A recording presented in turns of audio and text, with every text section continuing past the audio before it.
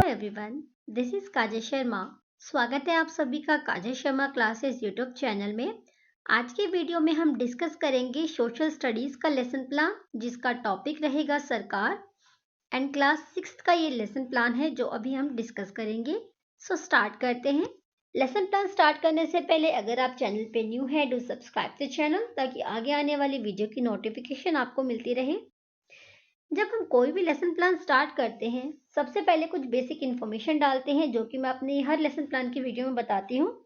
जिसमें सबसे पहले आप प्यूपिल टीचर का नेम मेंशन करोगे, सब्जेक्ट क्या है जिसका लेसन प्लान आप प्रिपेयर कर रहे हैं, टॉपिक क्या रहेगा यानी उपविषय जो है वो रहेगा हमारा गवर्नमेंट यानी सरकार, ड्यूरेशन ऑफ लेसन यानी जितना भी आपको टाइम मिलता है, मान लीजिए आपको 40 मिनट का लेक्चर मिलता है, 35 मिनट का लेक्चर मिलता है, आप उसी के अकॉर्डिंग आप लेसन प्लान प्रिपेयर करते हो। नेक्स्ट रहेगा रोल नंबर क्या है प्यूपिल टीचर का, क्लास बताओगे आप कि 6 क्लास के अकॉर्डिंग हम ये टॉपिक प्रिपेयर कर रहे हैं जो लेसन प्लान है। Next section and date mention करोगे। सो स्टार्ट करते हैं। फर्स्ट है सामान्य उद्देश्य, यानी कि जब आप विद्यार्थियों को सामाजिक अध्ययन विषय पढ़ाते हैं, सोशल स्टडीज पढ़ाते हैं, एसएसटी, तो उसके क्या उद्देश्य होते हैं। छात्रों में समाज के बारे में जागरूकता प्रदान करना, एक अच्छे नागरिक बनने के लिए प्रेरित करना विद्यार्थियों को, छात्रों में कुशलता का विकास करना जिससे वह सामंजस्य स्थापना योग्य बन पाए, एंड छात्रों में व्यापक राष्ट्रीय दृष्टिकोण विकसित करना। एक चीज यहाँ पर मैं क्लियर कर दूं, यहाँ पर मैंने छात्रों लिखा है। आप अपने अकॉर्डिंग आपकी क्लास में मान लीजिए कि छात्र छात्राएं दोनों हैं, यानी कि बॉय एंड गर्ल्स दोनों है, तो आप यहाँ पर विद्यार्थी शब्द का इस्तेमाल कर सकते हो। सिर्फ गर्ल्स हैं आपकी क्लास में तो आप छात्राओं का यूज कर सकते हैं, एंड बॉयज है तो आप छात्रों का यूज कर सकते हैं। वो आप अपने अकॉर्डिंग देख लीजिएगा। नेक्स्ट है व्यवहारगत उद्देश्य, यानी कि जब आप विद्यार्थियों को सरकार यानी गवर्नमेंट का टॉपिक पढ़ाते हो, इसके बाद विद्यार्थियों में आप क्या चेंजेस देखना चाहते हो, क्या उद्देश्य है आपके वो टॉपिक टीच करने के। फर्स्ट पॉइंट है विद्यार्थी सरकार के अर्थ, प्रकार व स्तरों के बारे में बता सकेंगे यानी जान सकेंगे। विद्यार्थियों में राजनीतिक ज्ञान की वृद्धि होगी। विद्यार्थियों में नैतिकता व चरित्र निर्माण बेहतर हो पाएगा। व कुशल नागरिक बनने में सहायता मिलेगी जब विद्यार्थी सरकार के विषय में पढ़ेंगे, जानेंगे, समझेंगे। नेक्स्ट है शिक्षण सहायक सामग्री, यानी जब आप कक्षा में विद्यार्थियों को पढ़ाते हैं तो पढ़ाते समय जिन जिन टूल्स की आपको आवश्यकता होती है उसे बोला जाता है शिक्षण सहायक सामग्री। जिसमें आपको कक्षा कक्ष की, शामपट यानी चौक बोर्ड की, डस्टर, संकेतक, इन सभी की आपको आवश्यकता होती है। उसके बाद आती है अनुदेशात्मक सामग्री, यानी कि जब आप चार्ट, मॉडल्स या रियल ऑब्जेक्ट्स का यूज करते हैं विद्यार्थियों को पढ़ाने में, उसे बोला जाता है अनुदेशात्मक सामग्री।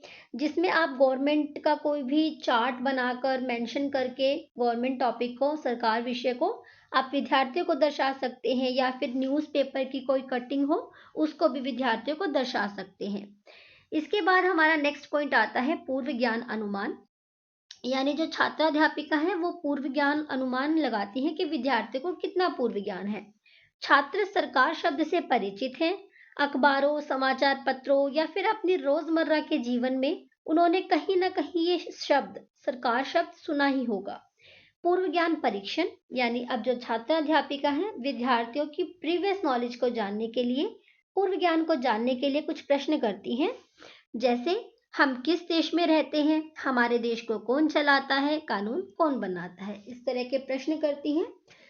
उसके बाद छात्राध्यापिका उपविषय की घोषणा करेंगी, यानी कि announcement of the topic, topic की अनाउंसमेंट करेंगी कि छात्रों द्वारा दिए गए उत्तरों का निरीक्षण करके उनके द्वारा बताए उत्तरों को समझाकर उपविषय की घोषणा करना कि बच्चों आज हम सरकार के बारे में चर्चा करेंगे। इसके बाद जो पॉइंट है वो है प्रस्तुतिकरण। प्रस्तुतिकरण में, यानी प्रस्तुतिकरण में आप प्रेजेंटेशन करते हो। छात्राध्यापिका विद्यार्थियों के सहयोग से विषय सामग्री प्रस्तुत करेंगी। वे व्याख्यान विधि, स्मृति चित्र आदि का प्रयोग करते हुए पाठ की प्रस्तुति करेंगी। जब आप प्रस्तुतिकरण करते हो तो वहां पर आपको 4 कॉलम मेंशन करने होते हैं, जिसमें फर्स्ट कॉलम है वो होता है शिक्षण बिंदु का, यानी जो जो पॉइंट्स आप विद्यार्थियों को टीच करते चलोगे वो आप यहाँ पर मेंशन करेंगे।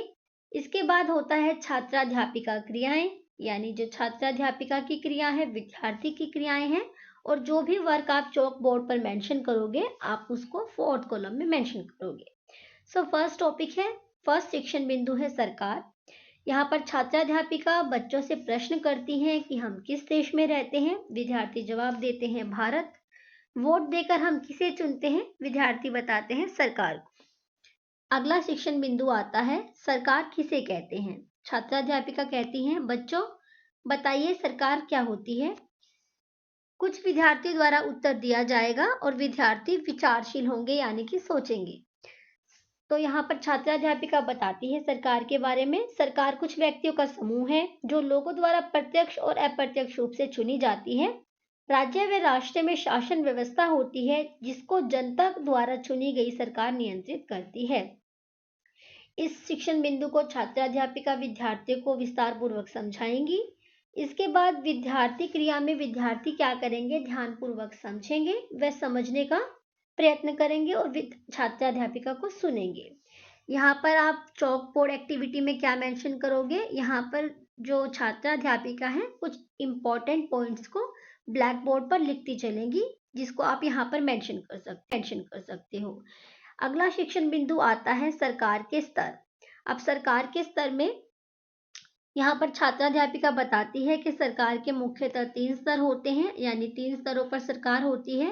पहला है राष्ट्रीय स्तर पर, राज्य स्तर पर और स्थानीय स्तर पर। विद्यार्थियों द्वारा उत्तर भी दिया जाता है जो भी छात्राध्यापिका प्रश्न करती है। यहाँ पर आप चॉक बोर्ड पर कोई भी डायग्राम बनाकर आप विद्यार्थियों को समझा सकते हैं जो कि आप इस कॉलम में मेंशन कर दोगे। अगला शिक्षण बिंदु है सरकार के रूप। सरकार के कितने रूप होते हैं। सरकार के 3 रूप होते हैं। आप बताइए क्या आप जानते हैं। तो यानी यहाँ पर विद्यार्थियों को जितने भी रूप के बारे में पता होगा विद्यार्थी बता देंगे। एंड यहाँ पर आप चॉक बोर्ड एक्टिविटी में कोई भी डायग्राम मेंशन कर सकते हो बच्चों को समझाने के लिए। यहाँ पर छात्राध्यापिका बताती हैं कि सरकार के मुख्यतः 3 रूप होते हैं। लोकतांत्रिक सरकार होती है, राजतांत्रिक और तानाशाही सरकार। 3 प्रकार की सरकार होती है। अब यहाँ पर 1 बाय 1 छात्राध्यापिका शिक्षण बिंदु डिस्कस करेंगी कि लोकतांत्रिक सरकार किसे कहते हैं, जो जनता के द्वारा चुनी जाए। राजतांत्रिक सरकार किसे कहते हैं, जो यानी जहाँ का शासक किसी राजा के द्वारा चलाया जाए वहाँ का शासन। एंड तानाशाही व कानून बनाने की सभी शक्तियां एक व्यक्ति के पास हो उसे बोलते हैं तानाशाही सरकार। जैसे चीन या फिर हम नॉर्थ कोरिया को यहाँ पर एग्जांपल ले सकते हैं। यहाँ पर छात्र क्रियाओं में क्या होगा, यानी विद्यार्थी क्रिया में जो भी बिंदु अगर मान लीजिए विद्यार्थियों को समझ नहीं आया वो प्रश्न भी पूछेंगे। यहाँ पर राजतांत्रिक सरकार का उदाहरण लिख सकते हैं आप ब्लैक बोर्ड पर, जैसे इंग्लैंड, और लोकतांत्रिक सरकार का उदाहरण जैसे कि भारत। बाद आते हैं पुनरावृत्ति प्रश्न, यानी कि जो भी आपने प्रेजेंटेशन दी, प्रस्तुतिकरण दिया, उसके बाद जो छात्राध्यापिका है विद्यार्थियों का मूल्यांकन करने के लिए कुछ प्रश्न पूछती हैं। यानी जो भी छात्राध्यापिका ने बच्चों को सिखाया, समझाया, पढ़ाया, विद्यार्थियों ने उनसे कितना सीखा है। तो यहाँ पर कुछ प्रश्न करेंगी जैसे सरकार क्या होती है, सरकार चुनने की न्यूनतम आयु कितने वर्ष होती है और सरकार कितने स्तर की होती है। इसके बाद छात्राध्यापिका गृह कार्य देती हैं विद्यार्थियों को। एंड लास्ट होता है निरीक्षक हस्ताक्षर व टिप्पणी और दिनांक। सो वीडियो में इतना ही। वीडियो इंफॉर्मेटिव लगी हो तो लाइक, शेयर एंड सब्सक्राइब। मिलते हैं नेक्स्ट वीडियो में।